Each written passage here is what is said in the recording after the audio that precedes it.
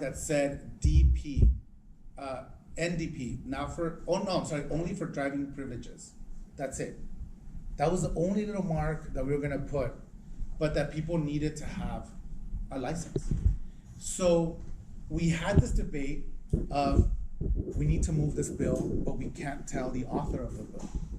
We can't tell the assembly leadership of the bill. Because if they find out, they're gonna move to try to kill our bills. So we got in a room, literally, we got in the room and we said, we're gonna move this bill. We're probably gonna get repercussions because they're gonna try to kill all our bills because we're moving a piece of legislation that's theirs that they said they didn't want. But we were willing to take that risk because the people who didn't have a license were hurting and needed this opportunity, needed a license regardless of what we were doing in Sacramento. And the organizations that were against us were labor unions that you would think would be, they were with us, they know they wanted to get a driver's license, but they wanted nothing. So it was a conversation between the perfect and the good, right? We need the perfect solution as opposed to just let's work on something that's good, that's gonna get people an opportunity to drive. So we muscled the bill out. The author of the bill was running from the assembly over here like, what are you guys doing? And we told him, get out of the Senate. We want you to be able to actually say that you had no idea what was happening. And we moved the bill out. And we put the entire responsibility of the bill, of the driver's license bill, with our changes in the assembly, where they didn't want it in the first place. So then we immediately organized community folks to start making calls. The president of the assembly at the time was from downtown LA, Pico Union. We organized the community folks in Pico Union like immediately to start calling their representative to get this bill out. The bill got out, it got signed. That was an amazing victory, but where we had to then come back to the table with our community friends and partners that we traditionally work with and had a come to Jesus meeting because they had no idea what we were gonna move. But there was a lot of hurt feelings because we weren't honest with them because we felt they were gonna undermine our ability to get this bill done, and the governor signed it. And so, again, that's an example of where, and what's happened since then. We have over 1 million people driving with these driver's licenses now, with that peace of mind that they're not gonna have their car taken away. And they're gonna be able to contribute to the economy and take their kids to school and live on with their lives, right? Things that we take for granted, which is driving and getting a driver's license. That was a matter of life and death for so many families in California. That's no longer the case. So I give you that example about the inner conflict that can happen between organizations that have the same goal, and that conflict can also lead for us to just get caught up and not have a conversation with the people we're actually trying to help. If we would have just, as a group, I think, had a conversation with community leaders who are actually individuals who are undocumented, they would have expressed that we don't care. We don't care what you do or say or put on the driver's license, just give us a license. So that was a perfect example of where sometimes, it's messy. Human organizing is messy. There's always conflict. There's always an opportunity to grow. And there's always an opportunity to be able to make some missteps when you get caught up in the goal with not really seeing how that's really impacting folks that you're trying to help. So, I don't know how I am on time, Sugar? 35 more minutes. Oh, cool. Okay, so the last one I want to talk about is something that has been in the news lately, and that's about street vendors. How many of you have eaten food from a street vendor? Tacos, fruit, you name it, right? Quesadillas, pupusas, everything. And so we, in California, what was happening is, and the characteristics of the individuals that you buy these products from, I'll tell you who they are. They tend to be women. They tend to be senior citizens. They tend to be women who are taking care of their grandchildren. Women who have to supplement their income because they're not making enough. A lot of them are leaving domestic violence and have no other opportunity than to make a living by selling what they know how to do as cook.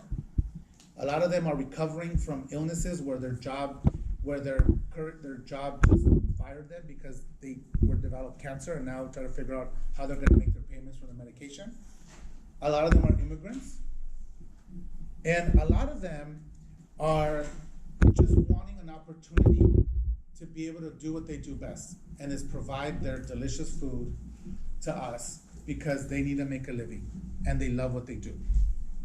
So what was happening in LA and across the country and in the state, women were being harassed, paleteros were being harassed, as I'm sure you heard, and people were, the cops, in many instances, and what they won't tell you, is that they were asking for shakedowns to be able to have an individual stay at the specific corner.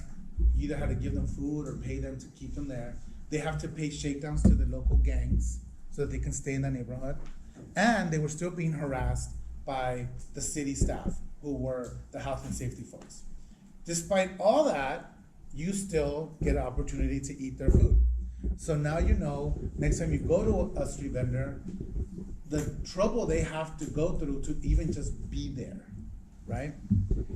So LA has been working on a way to help them create a permitting process, help them figure out what can they do to exist, but still protect the health and safety of folks, and making sure that that a lot of businesses feel that they're taking business away from their brick and mortar stores who pay taxes to be there and so forth, right? So that's one of the biggest arguments against the street vendors, is that it affects the restaurants who are paying, quote unquote, they're paying taxes, and they say that the street vendors don't pay taxes, and that they have to adhere to all these safety regulations, and that the street vendors don't. So in the state, we decided, and I decided, that there's no way I'm gonna continue to allow having this happen, because we were seeing in Rancho Cucamonga, for example, a lady was thrown in jail because she could no longer pay the fines. Every time she would get fined, it would just accumulate. And so what a lot of them decide to do is, you know what, I can't pay the fine because I'm not making enough money, but I'm gonna go to jail and do time in jail, so that then my tickets can be forgiven and I can go back because I have no money, and I'll do community service. So unfortunately, under this administration, a couple women did that, and the minute they got out of jail, they were deported. ICE was waiting for them to get deported. The case is with Marcelina, that happened to her. Her 4 kids were left in foster youth because she was a single mom, and she was in a immigration detention center waiting to get deported. And the only crime was selling elotes, right? Selling corn in the street. She wasn't begging, she wasn't harassing people, she was trying to make ends meet and do something productive. So that's the current state of this problem. Then how do we fix it? Any ideas? How do we fix it? How would you fix a problem like this? You have an idea? Anybody?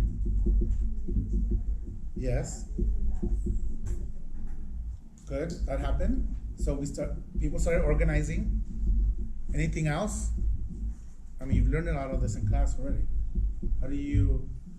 So the organizing began. We started to empower a lot of these vendors. So they formed a community organization and started talking to other women and other vendors from across the state to figure out how we changed policy in not only the city of LA, but in Sacramento. And so what I did is then meeting with them and working with them, getting to understand their stories, I decided to do legislation to make sure that, one, we decriminalize sidewalk vending for good. So women and these vendors can no longer get cited monetarily because they can't afford to pay the tickets. And then we also said, if you're a city that doesn't have a permit process, you can't harass these vendors. So we incentivize cities to now create a process to make these vendors legal so that they can pay their taxes, so that they can get a permit, and they can adhere to the safety codes of that particular jurisdiction, that city. And again, we were able to then now create a policy that would empower the rest of the sidewalk vendors to organize around. And many of them was their first time in Sacramento. And and many of them got up at 3 a.m., took a bus and went all the way to Sacramento and began to empower themselves by actually talking to other legislators about their experience. Because it's easy to go get your fruta, like I see right here, and you don't understand who the person behind that's selling you that fruit or that taco, right? And so they started putting their story out there. This is who we are. This is what we're about. This is what you want. We want to continue to contribute to the economy. And people were like, what the hell is your sidewalk vendors? Like, what are you doing here in Sacramento? So we organized, the idea came about to organize a sidewalk vendor day in the Capitol. So for the first time ever, and in Sacramento, in their state capital, you can imagine we have Ag Day, we have, Farm Day where people bring their goods. You have like Labor Day where a lot of, unions come.